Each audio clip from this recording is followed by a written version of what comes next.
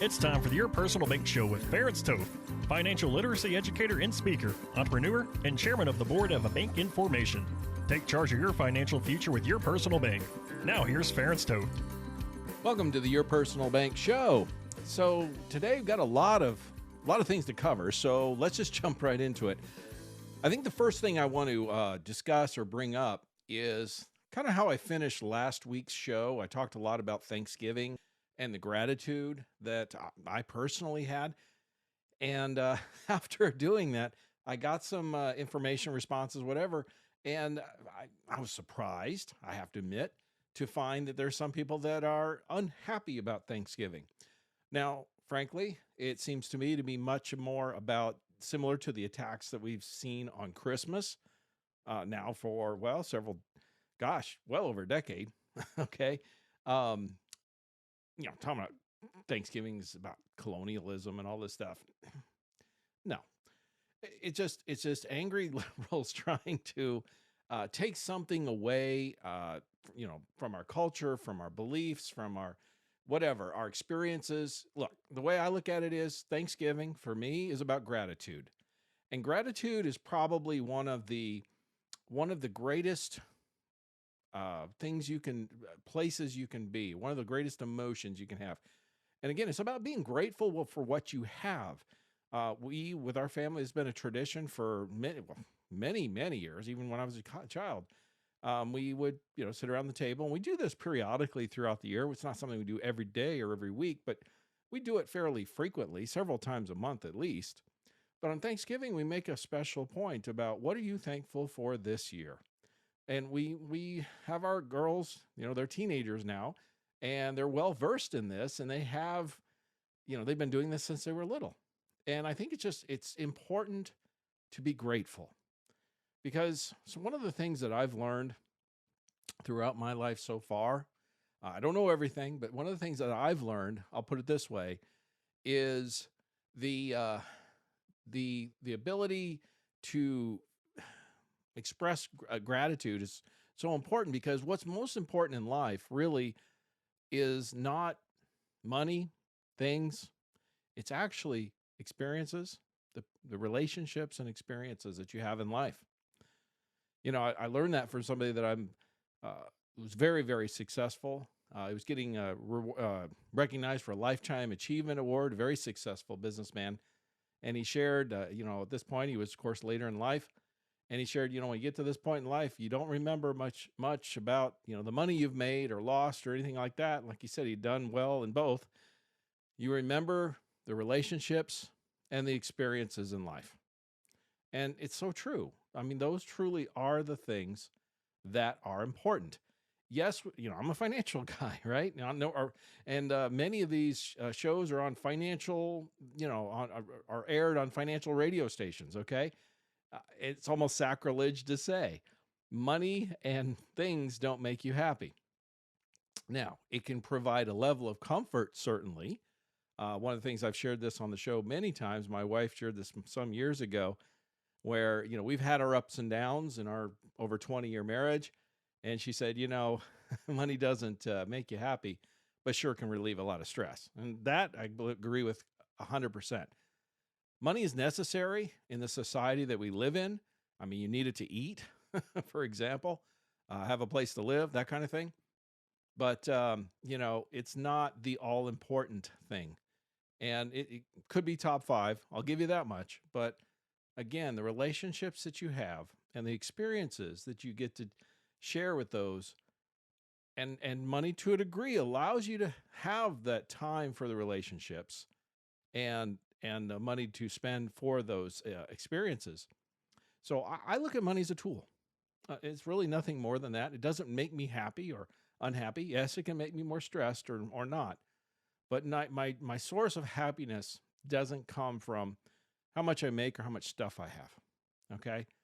So I guess my point I'm trying to get at is Thanksgiving. I'm grateful for this time of the year. I've always loved the holidays. I love the fall seasons. I always liked when I grew up in Missouri, where there, the trees, the fall colors would come out, and there'd be a coolness and crispness, I should say, in the air. and football season, all that kind of stuff. And I still love it. And getting, like I said, into Thanksgiving and then Christmas. I'm a musician. I've loved Christmas music from as long as I can remember. And any good Christmas song I really like, and whether it's a Christian one or not, I still love the music if it's a good quality. And so I've said this in previous years. This is something that I'm just not willing or will allow someone to take away from me. I love this season, this time of the year. It makes me happy. I like to spread the joy. I say Merry Christmas everywhere I go. I've done this for years. And my point, I guess I would say, what my encouragement to you would be, if you have Christmas joy, if you're happy, share it, spread it with others. In fact, we'll have people walk away from you and kind of shake their heads and wonder how could be so happy, particularly in these tough economic times and high inflation and all the things that are going on. There's a lot of stuff that's going on to certainly make somebody, there are many people unhappy. But if they walk away shaking their head wondering, well, you know what, why is that guy or gal so happy? I wish I had a little bit of that. That sometimes opens an opportunity up to share your faith, to share your belief system, and make a difference in somebody's life. You just never know when you plant those kinds of seeds what they will grow into. And I guess that kind of leads me into my next point I was getting at is, there's so many things going on and so many things that are frustrating. It's easy to get down, right? And frustrated about all of this. But again, you can't allow the circumstances of life to get you down. It's no secret, the last couple of weeks, I've been profoundly disappointed by the election results, the midterm results, for example, and particularly nationwide, but even particularly in my home state of Arizona, where it took over about a week to count the votes and determine the winner. And where the facts of the matter are, in Maricopa County, on election day, something like about a third of the machines, the counting machine, or ballot machines, weren't operating correctly, which created extensive lines. And I've seen some media sources point out that it happened predominantly in more conservative areas. And it's a well-known fact in Arizona that the day of election vote, it typically is heavily Republican, 70% plus. We had a very popular candidate for governor, Carrie Lake, who's still fighting. Apparently, they're saying she lost by about 17,000 votes is all, out of however many, a couple million, I guess. And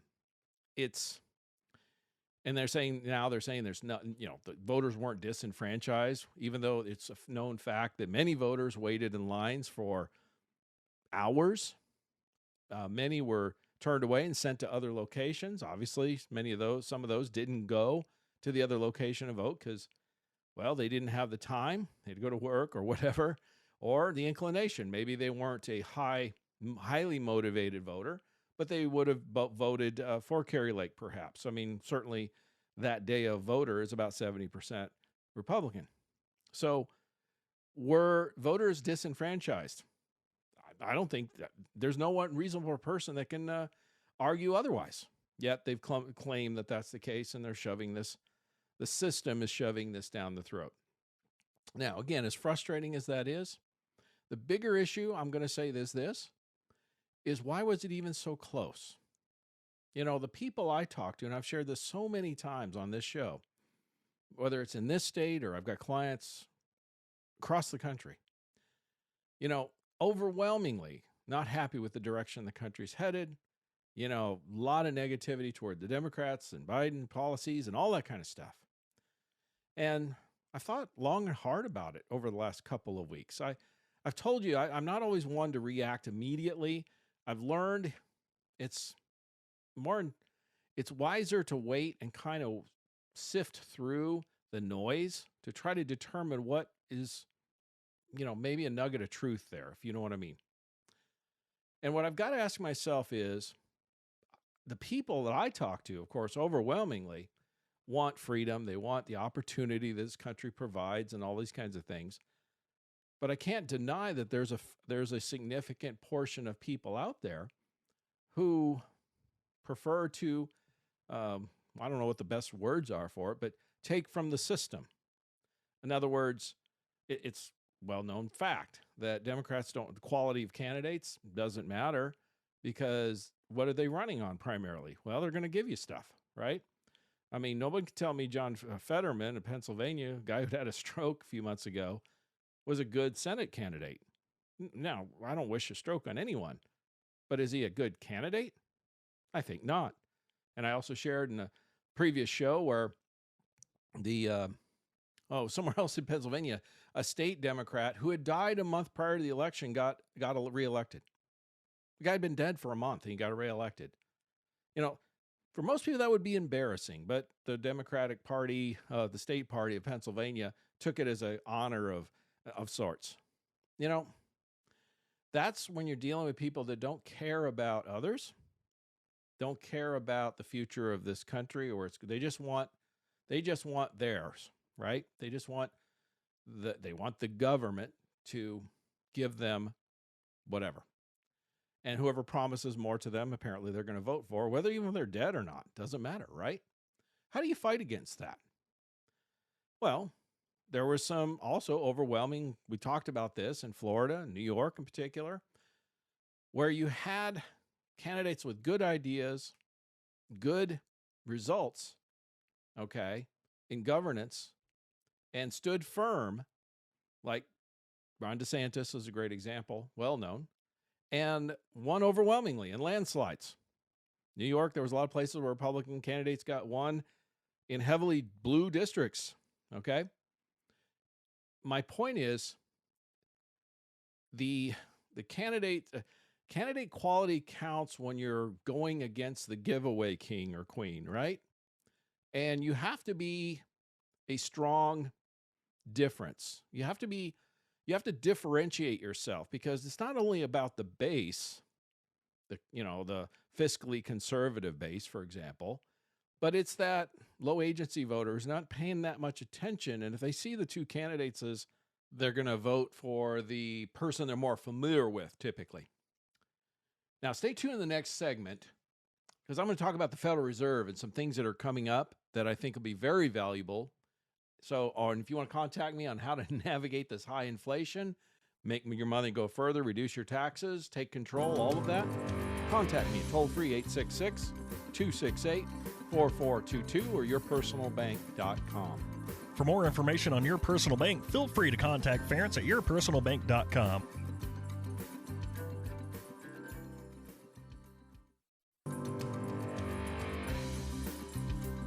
Back to the Your Personal Bank Show with Ference Toth. Welcome back to the Your Personal Bank Show. The last thing I want to say about the Thanksgiving, the holidays, gratefulness, all that. Sometimes it's rare, but sometimes I'll get somebody to respond and say, "I'd rather you didn't talk about all that and freedom and all those kinds of things." And then I'll get 10 times the amount of folks who'll say, "Keep it up, keep sharing how you feel about things," because it's overwhelmingly a lot of them say, "Look, I agree with you." And even was a couple weeks ago when I was really frustrated talking about some of the reasons that I thought that the red wave didn't happen. I got a lot of response from that too. So, I'm just sharing from the heart here. And the point is, and the studio, even radio stations even telling me, look, just share more about how you feel about things, what your opinion is, and I'm just taking this from a wealth of experience that I've had over my lifetime, things that I've done and what I see and what I feel. That's all. You can agree, you can disagree. Either way, that's fine. In fact, that's one of the beauties of this country. And as I've often shared, it's why part of the reason why I served in the military, for example, to support and encourage those freedoms, that this country still offers for us. And when I see any curtailment of that, I'm really sensitive to that, obviously. So anyway, let's talk about some financial stuff, because there's a lot of things going on there.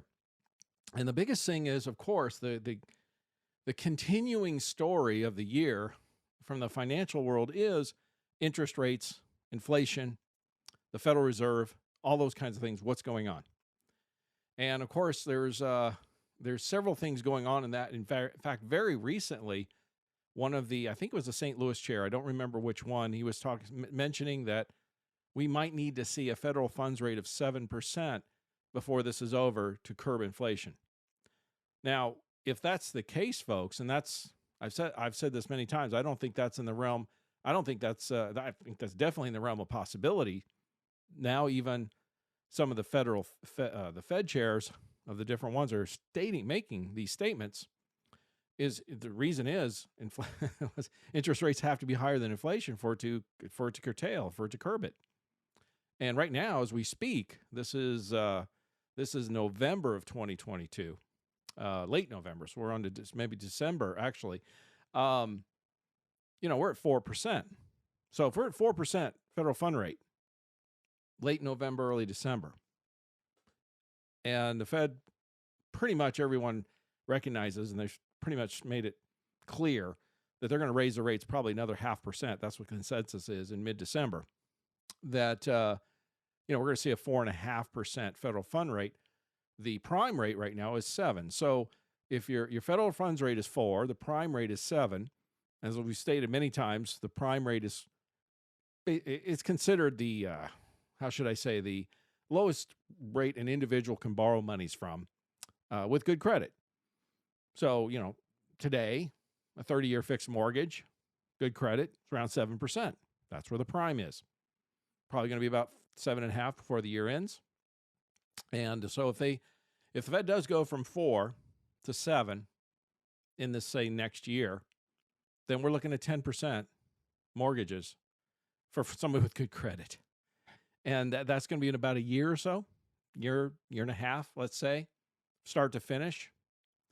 And that's from 3%. A 3% mortgage to a 10% mortgage is triple. Folks, what is that going to do to real estate?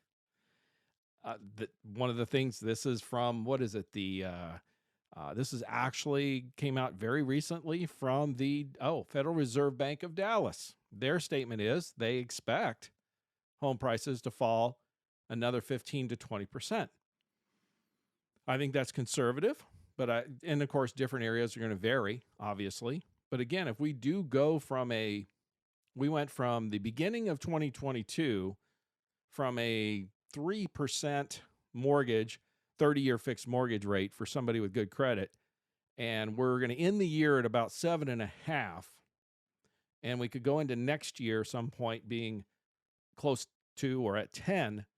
I think this is very realistic, even though there's a housing shortage, even though there's other things that will cause real estate to not drop, maybe like it did in the Great Recession, 08-09.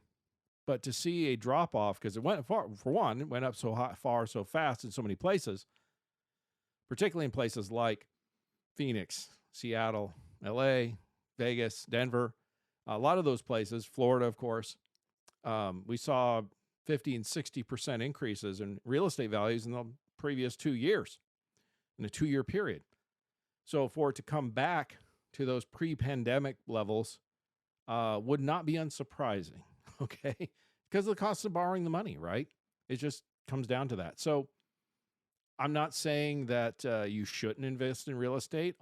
Somebody shouldn't do that. What I am saying is be cognizant and aware of what we're dealing with here and what's going on. And so if somebody's looking to buy, well, according to the Federal Reserve Bank of Dallas, might be a good idea to wait a little bit if you can afford to do so. So, because I get asked that question all the time, should I buy now? I think I agree with them that you might want to wait a bit, and you probably can get a better deal, right? Opportunities will present themselves for investors that know what they're doing, of course, but it's a tricky time. That's for sure. This is not a time for amateurs or to learn about how to do all this. Do that kind of business right now if you don't know what you're doing. So proceed with caution, I guess, is what my recommendation would be, obviously. Another one here just came out. Goldman Sachs states that bear market is not over and will continue in 2023. I saw Wells Fargo, I believe it was. In fact, today, I think it was, came out and stated that their projection for the S&P for the end of 2023 was 4,000. And I just happened to look up a chart because I was curious to see where it was at the moment. And basically, I hate to use that word, but it was at 4,000 now. So we're in late 2022, and their projections are it's going to be where it is now. There'll be some gyrations, as we all know, but it very likely, according to them, Wells Fargo, Goldman Sachs, and the others, we're looking at a 0 year in the stock markets. And I think compared to this year, some people would take that because it's been a tough year in the market for a lot of people. Although there's, the end of the year has finished a little bit better, thankfully for a lot of folks. I guess what I'm trying to say is trying to navigate this is a challenge. There's no question about it. This type of economic uncertainty and all these inflation and all these things that are going on. Diversifying into a bucket that has some guarantees, you can make 6%. We have borrowing money locked in the fours, mid fours right now still. It's based on the Moody's, just so you know. So if you're making 6 and you access the money, and let's say you're getting charged 4.5 or so, you're still pocketing 1.5% difference, and you can use the money and go elsewhere. Or like a lot of people are asking me right now, can I just leave it there and make 6%? And the answer is yes. And with guarantees and tax-free, I'm going to recommend you stay tuned in the next segment. I'm going to talk about how you can increase the amount of money to supplement your retirement using your personal bank. If you want more information, you can contact me at 866-268-4422 or yourpersonalbank.com. Again, that's 866-268-4422. Like I said, stay tuned. Don't miss it, because this is going to be powerful on how to increase the amount of money you can use to supplement retirement. For more information on Your Personal Bank, feel free to contact Ference at yourpersonalbank.com.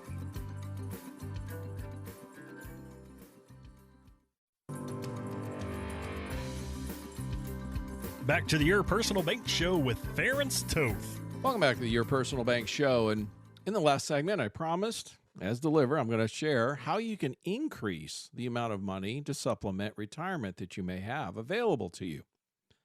And how you do that? Well, it's really quite simple.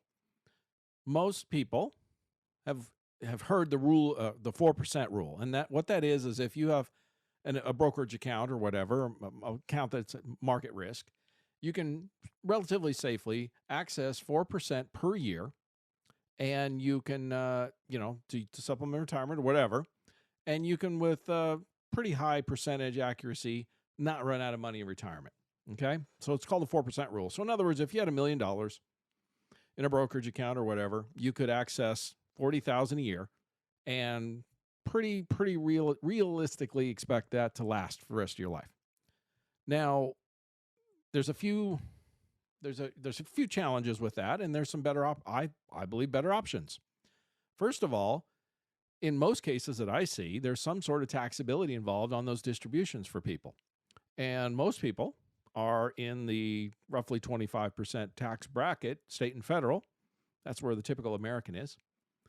So if you're getting $40,000 a year, 4% of $1 million per year, and you're getting 25% tax, that means you're keeping about $30,000. You're giving 10 to the federal government, right?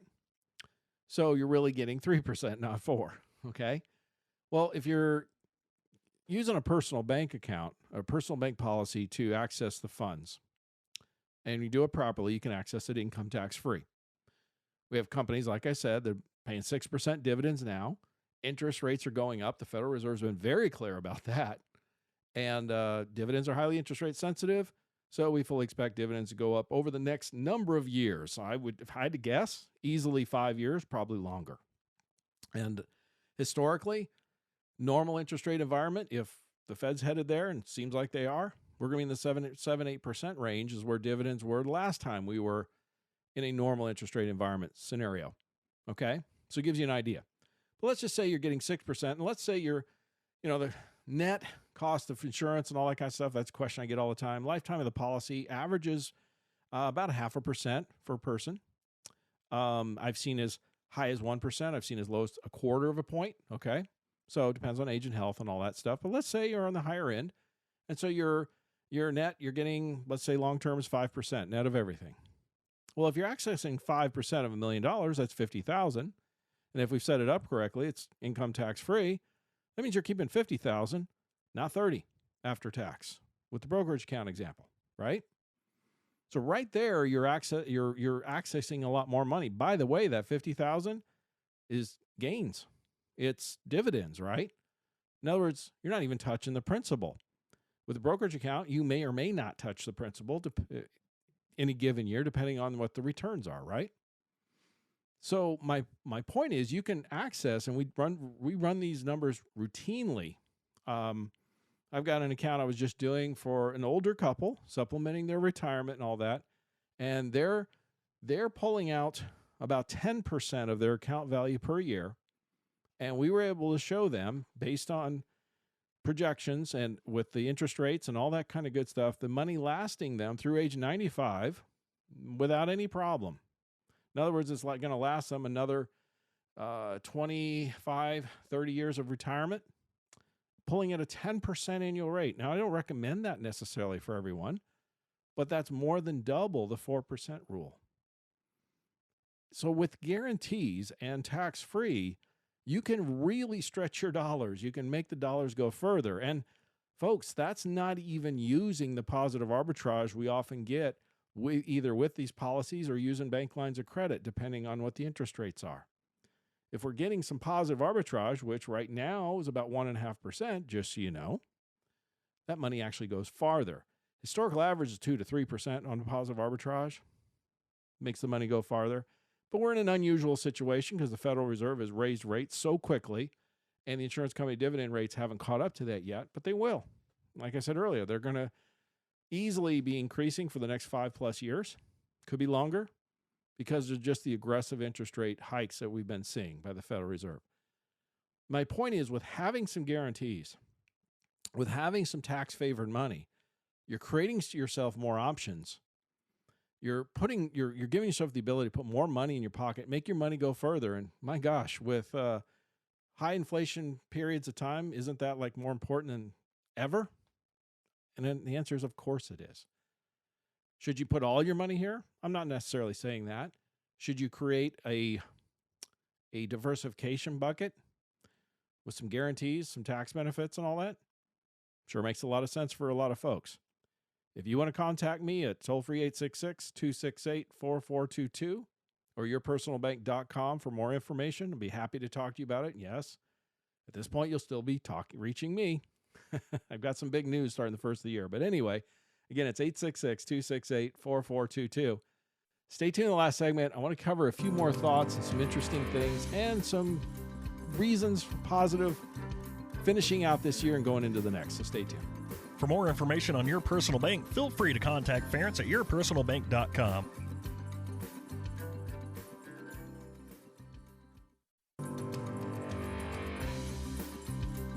Back to the Your Personal Bank Show with Ference Toth. Welcome back to the Your Personal Bank Show. And as promised, I want to kind of finish up with some, a little bit more bad news, or, shouldn't be bad news, to be expected news these days.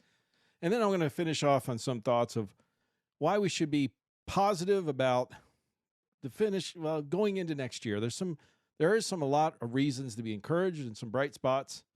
And like I said in the first segment, don't let the noise of the world around you impact your emotions or how you feel, because that's not where our happiness comes from. I said this earlier. It comes from relationships and from experiences that we have in our faith and our family and those kinds of things. And if you don't have a lot of those things, or they're not necessarily good, I didn't grow up in the best family out there either. And my wife certainly did not. She was actually adopted.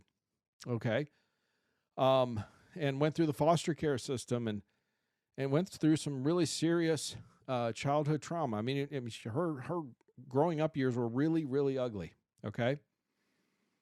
But to her credit, what she's done, and she's an inspiration to me and to many others that know her, is that she didn't let that define her.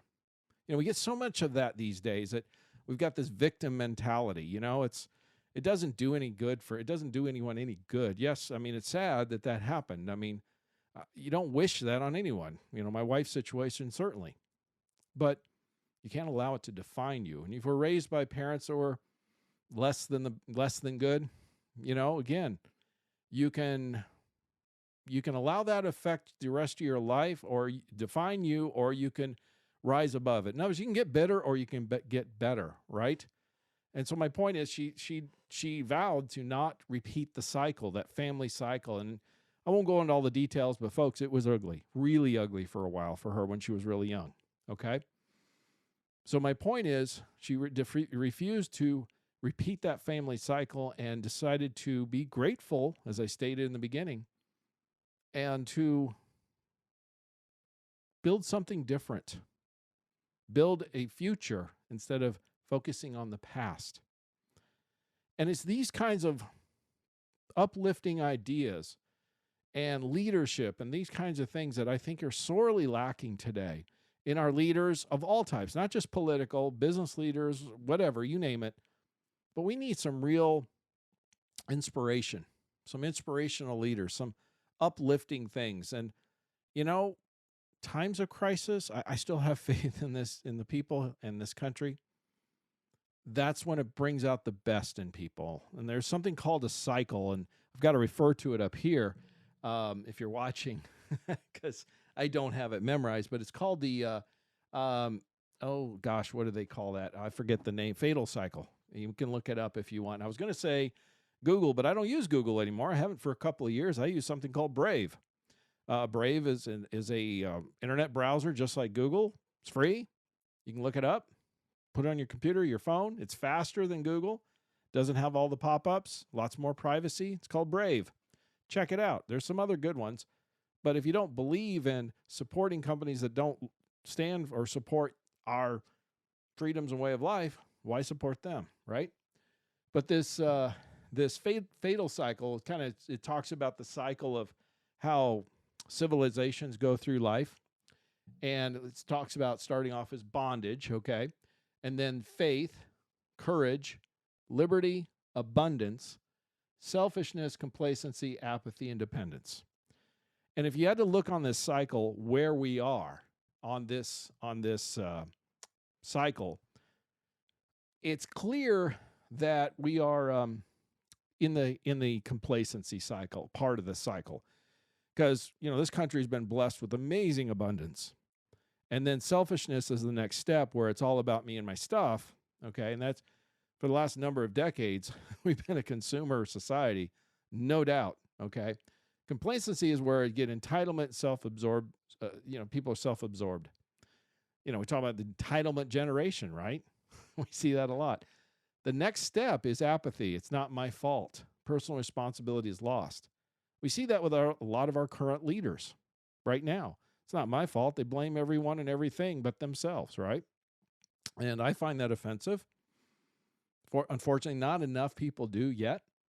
And then they say the next step is dependence. That's where the government achieves complete control, right? And then that's followed by bondage or dictatorships, communism, those kinds of things.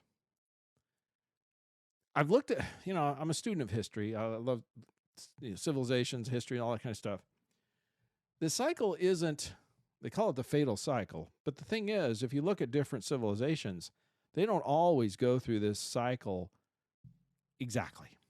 In other words, they go through periods of ups and downs. So in other words, what I'm trying to say is the next step in the cycle, or apathy, isn't necessarily predetermined. It's not necessarily absolutely going to happen. What would stop it? Well, you go back, like this cycle states, faith, search for unity, deep moral groundings. That's what we need. Encourage people fighting for freedom. Are we seeing those kinds of things? Absolutely. Why do you think they're fighting Elon Musk and this whole Twitter thing for so much? So hard, the left is. Okay? You've got people like him that are not necessarily what you would call conservative bastions, but he understands that civilization needs to have freedom of expression. If you dominate and curtail that, a government can take away other freedoms. It's called the First Amendment, folks, of the Constitution, the Bill of Rights, right? So my point is, there are reasons for encouragement. There's reasons to be excited about the future because apathy requires people to not care anymore. Well, I'm seeing a lot of people care. And the more things that come out, the more I see people caring. You know what I'm trying to say? Uh, I'm one of those. I care deeply about this country and where it's headed and the future of where it's going for not only myself, but for my children and future grandchildren, the next generations. I want to leave this place better than I came into it. Okay? I think that's important. I think some people need to have a higher ideal. Something people want to be a part of something bigger. That's what faith is all about. I'm not preaching religion here. I'm people. It's funny. They talk about they attack Christians and stuff like that. The left does so much, but yet they have their own religion of, if you will, government. Right? They want to be human nature. It's born within us. We want to be part of something bigger. We are inspired by that, right? Now it can be a good thing or not such a good thing, but we're inspired by that. And unfortunately, like I don't know who said this, but evil triumphs when good people do nothing. So a lot too much of that. I've talked about so many times where people weren't paying attention. So what I'm getting at is this next stage of the cycle called apathy, the fatal cycle, doesn't necessarily have to happen. And I'm seeing so many signs of people stepping up and saying, no, this is not the direction that I want to see my country go, my society. This is not the country I lived in. I'm going to say Merry Christmas, like I said in the first segment, because by golly, that's how I feel. And you may not feel that way. That's okay. But it's okay if I feel the way I do. And you're not going to stop me or discourage me from feeling the way I do and expressing it's all freedom of expression, right? Well, that's how I identify. How's that, using their words? Don't take that away from me, because I love the holiday season. I love Christmas and I love New Year's and I love Thanksgiving. I love all of it, and I love the music, and you're not going to take that away from me. There's too many childhood memories growing up as an adult, all of those things. It's who I am. And it's important to me. So you're not going to take it away. I'm not going to allow you to do that. So we've seen more of these kinds of things. And here's another one that just encouraging. Recently, the new Disney movie was, what was it called? Oh gosh, I forgot the name of it. I'll find it here in a second. But it was a very woke type. Oh, Strange World. It was called Strange World. And it bombed in the box office. Apparently, it's like one of the worst Disney releases for a Thanksgiving weekend in their history. They're predicting the Disney's going to lose like $100 million. Good for them. I mean, good, because as a lot of people are breaking down the problems with the movie, here it is. I'm reading off here. It says main character is gay. It's a biracial couple. There's no white people. There's a climate change metaphor, and even the dog is disabled. I had to laugh at that. My point is, this woke crap that they're trying to shove people down's throat, the average typical American saying, no, thanks. We're not going to spend money on that. We're not going to spend our time. We don't want to be force-fed this stuff. And you know what? If you want to keep doing that stuff, you can go broke. You know what? We just want good, fun, children's movies, family movies with great stories. That's what Disney was born and built upon. Walt Disney, in my opinion, would be rolling in his grave if he saw what was going on today. Telling a great story is what Walt Disney and his vision and Disney was all about. And my hope is that we see they get the message. They get finally, because I know there's so many of these global elitists that think China is the model. Well, you know what? To their credit, many of the Chinese are protesting now because they've gone into severe COVID lockdowns, and they're having the highest rate of protests since Tiananmen Square in the late 80s, late in 89 or something. Good for them. I hope they continue, and I hope they can get the message across. And I hope the Chinese, for their sake, gain some freedom as a result. You know, we're talking about Iran. There's protests going on all over the country. And you want to talk, and this is inspiring. I'm half Hungarian. I played soccer growing up, high school, college, all that kind of stuff. My dad was a semi-pro soccer player in Hungary. So, I guess it runs in the family. So I love the World Cup. I love watching the whole thing and all that. And the biggest thing going on recently was whether they're going to wear these silly armbands, these rainbow armbands and all this kind of stuff. And FIFA said no. Good for them. They did it for political reasons, but whatever. And everybody's making a big to-do about that. And I thought it was just totally silly because that's not what our country stands for, okay? There's a small, tiny percentage of people, but the majority of folks are not into the rainbow flag. I'm sorry. It's just not the case. Well, you want to talk about real protests and real courage? The Iranian soccer team. Before their first game, they refused to sing the national anthem for Iran because there's protests. There are people getting killed in Iran for protesting their government and all that kind of stuff. And so they were showing solidarity. There's a tyrannical Iranian regime right now. What's new, right? Well, this is real, real courage, because the Iranian government is now threatening the soccer players' families if they don't stand and sing the national anthem. They're threatening them with their lives. Folks, that is courage. That is protesting for something valuable. And what do the Iranians want? Freedom. It's a common theme across the world. You can't get away from it. And the good news is, with the technological advances and the ability to communicate around the world using satellites, and like Elon Musk did when Ukraine, for example, you can use VPNs. You don't have to be in the country. You can be in the country and access the internet anywhere around the world from any place. All those kinds of things. There's more communication amongst people. And as there's more communication, my hope and prayer is we'll continue to see a renaissance of freedom, not only here, but around the world. And that's what I'm encouraged by going into this season, into this next year, and going forward. I'm seeing a lot of exciting stuff, so take heart. If you want to contact me about how to navigate this chaos that we're dealing with, economic stuff as we go through, contact me at toll-free 866-268-4422 or yourpersonalbank.com. And like I said, as long as it's still on our money, I'm going to say it, in God we trust. For more information on Your Personal Bank, feel free to contact Ference at yourpersonalbank.com. This show is designed to provide accurate and authoritative information. The presenter and guest on this program do not engage in legal, accounting, or tax advice. Professional advice regarding your situation should be sought if required. Products and riders may have limitations and may not be available in all states. Excessive unpaid loans may affect performance. Distributions may become taxable if not managed properly. Replacements may not be suitable for everyone. There may be charges when replacing coverage. Compare when considering a replacement. Dividend rates and baseline of credit rates may change. Contact yourpersonalbank.com for current rates.